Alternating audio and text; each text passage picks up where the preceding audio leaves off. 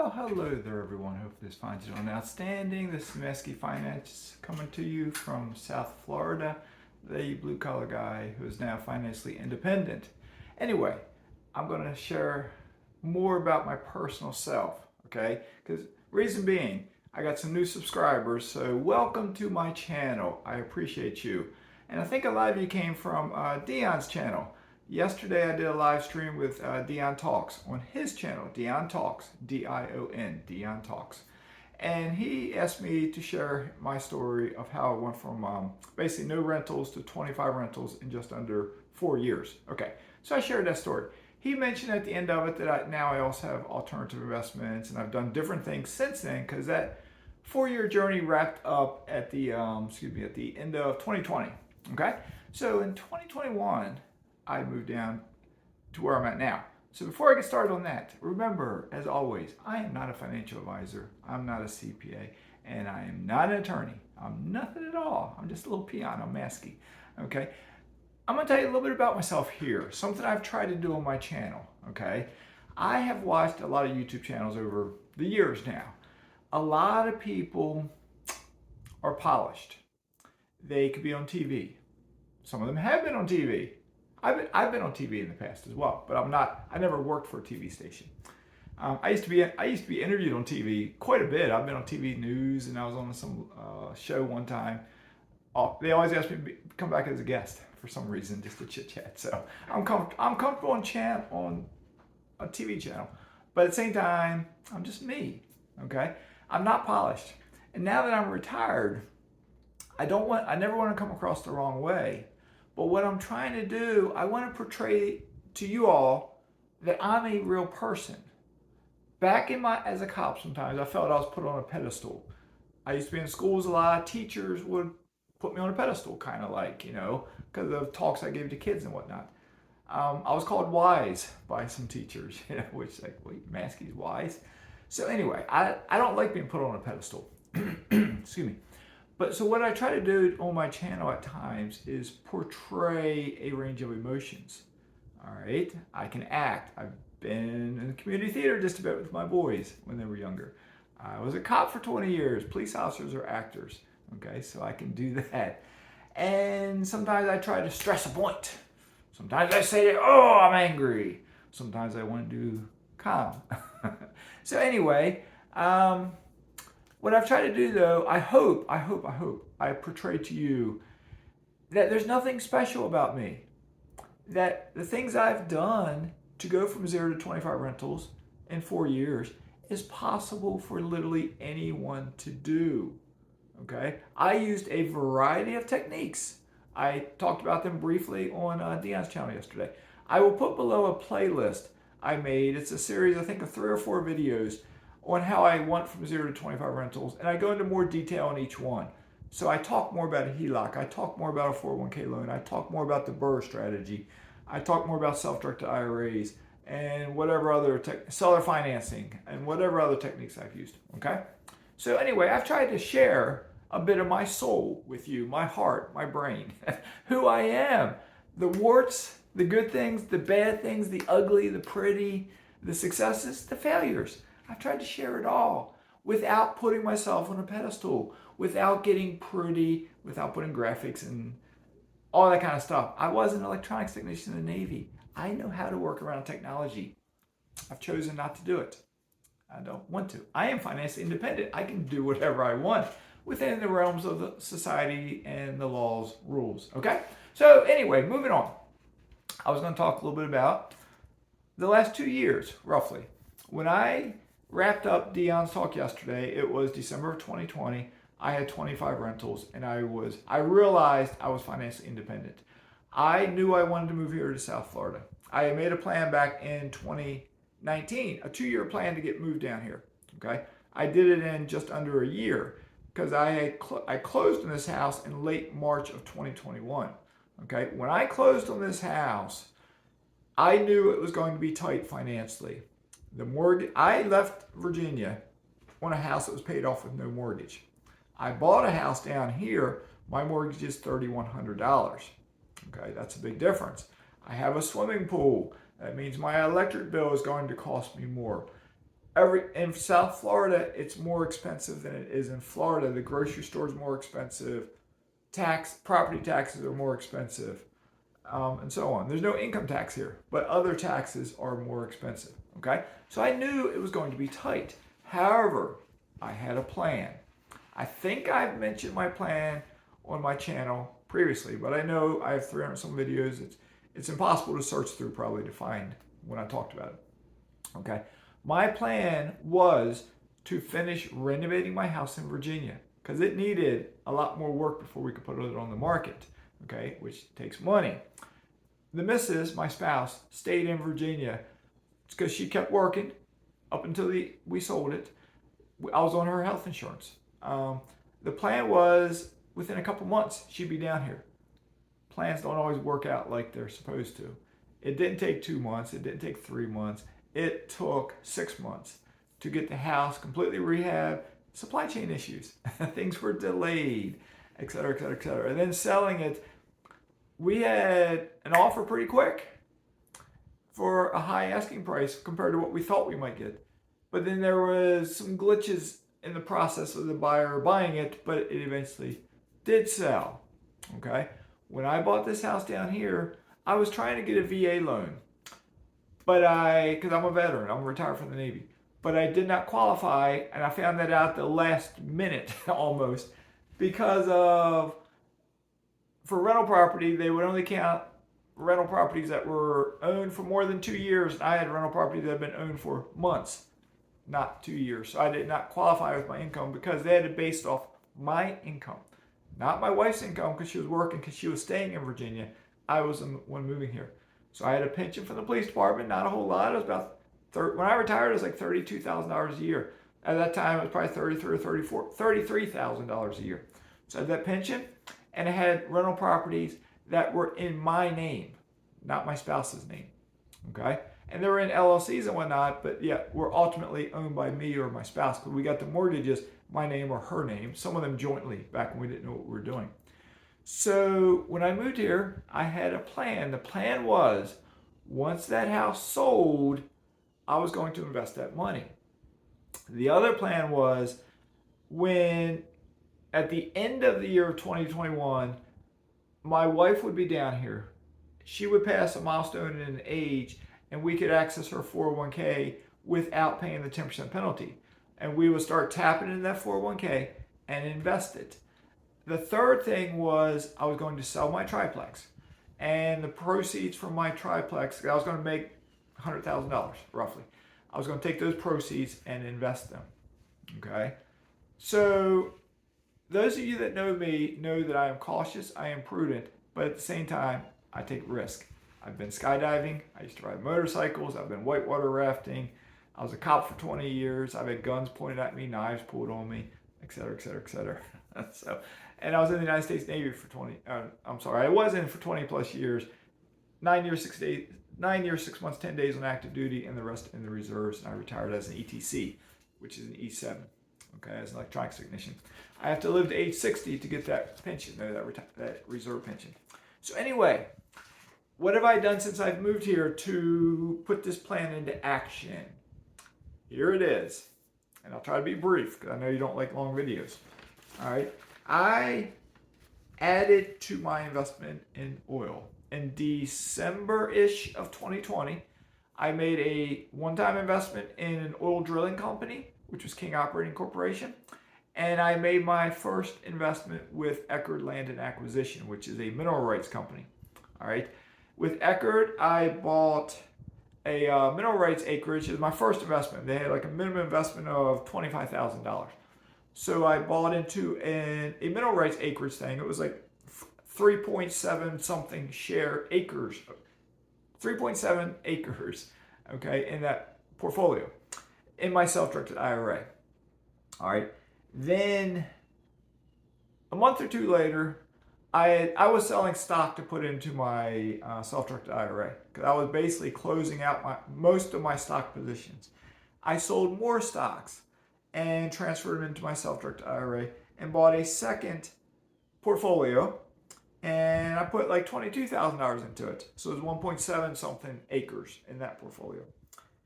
Then I had done the same for stocks that were in my wife's name. I sold them, transferred them to her self-directed IRA because we both held a house in our IRAs, and I bought a mineral rights position in her IRA.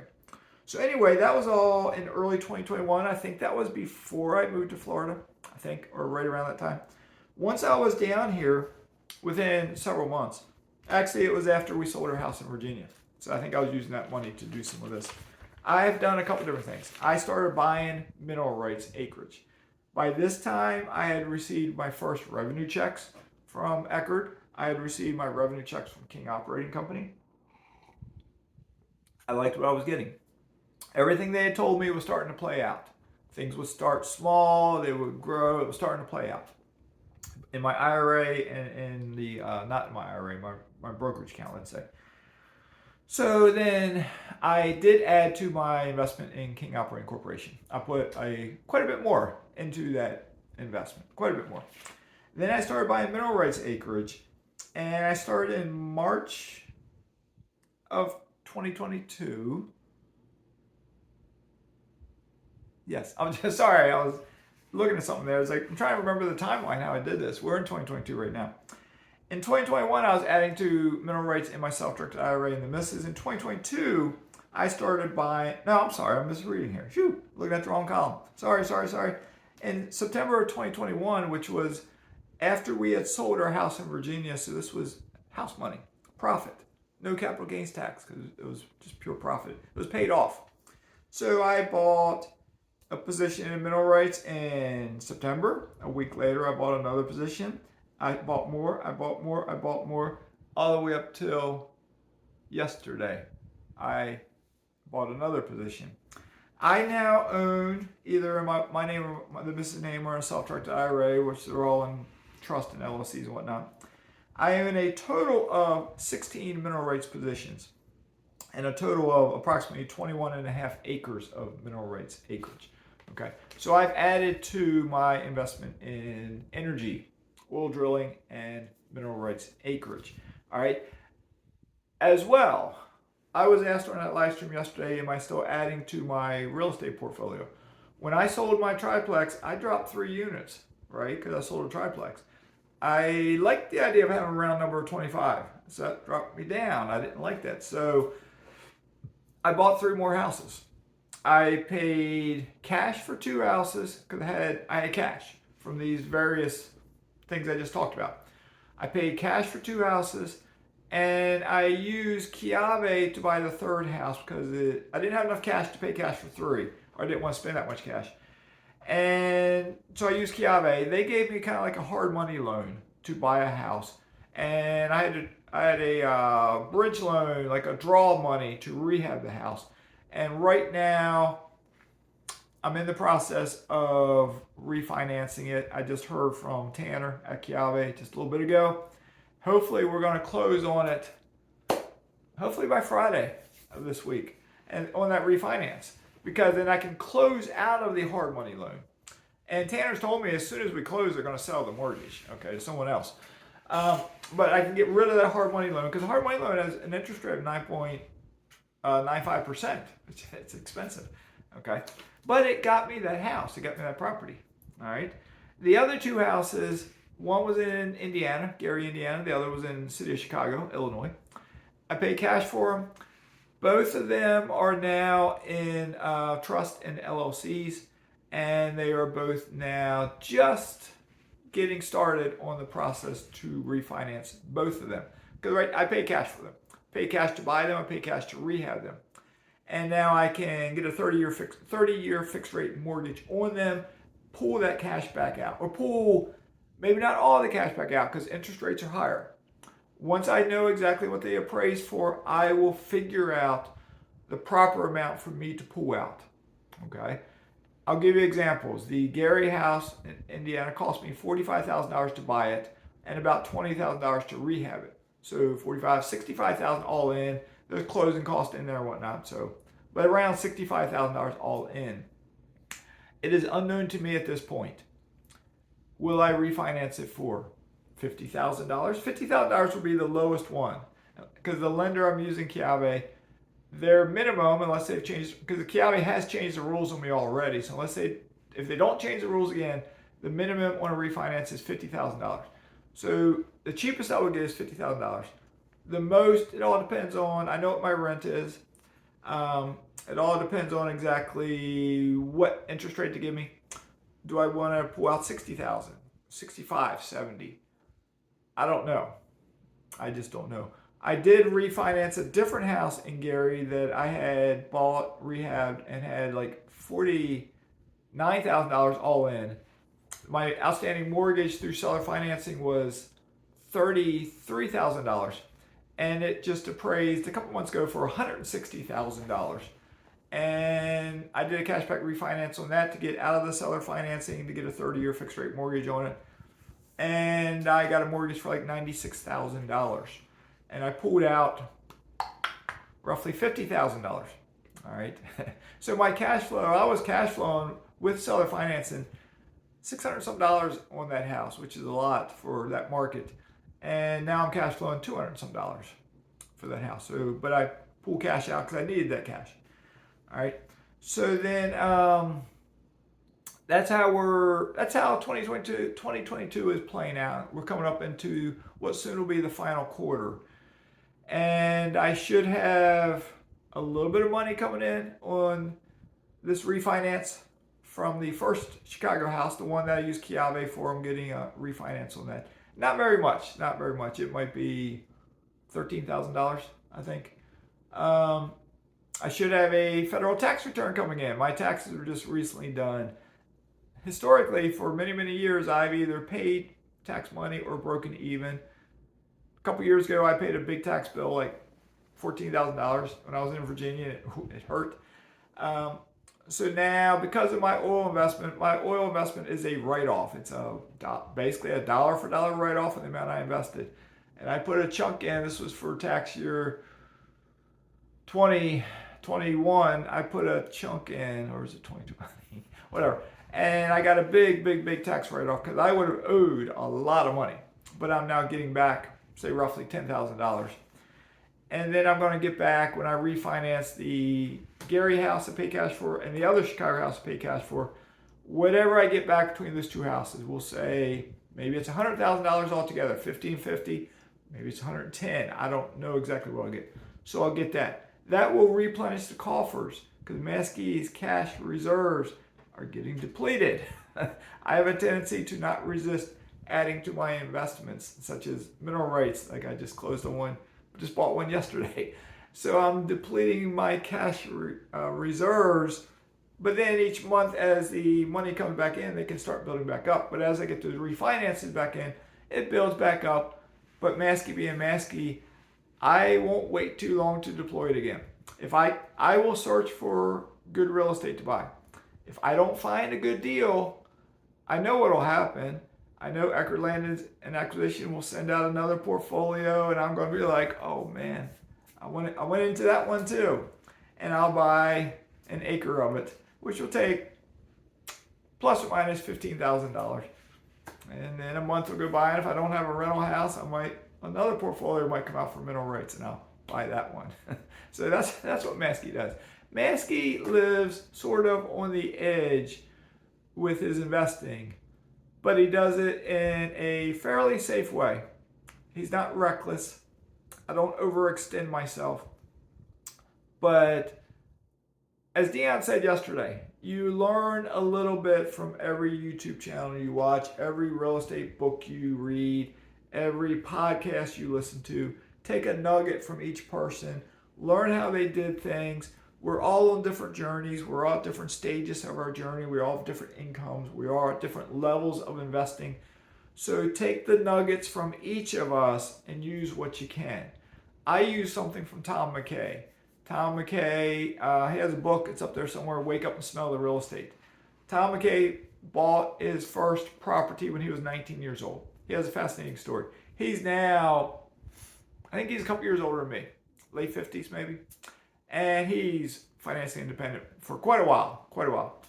And one thing he said, I did an interview with him on my channel. I have another playlist of interviews with folks. Tom McKay's been on my channel. And I think he said it on my channel or on his channel. Basically, he has never per se had cash reserves. He was a flipper. He would buy a property, hold it, buy another property, flip it, sell it. And he wasn't always rehabbing it. He would get a good deal and then maybe rehab it, maybe not, and sell it. He flipped. He would flip anything to make cash. And he said he didn't worry about keeping cash because there's always cash getting turned over. And if he got short, he'd sell something to get it. That's kind of what, I'm not doing to his extreme, but kind of what I'm doing.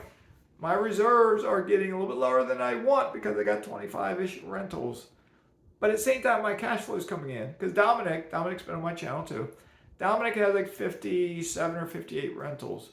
And Dominic has made the point, Dom, myself, and Millennial Mike made a video one time talking about cash reserves.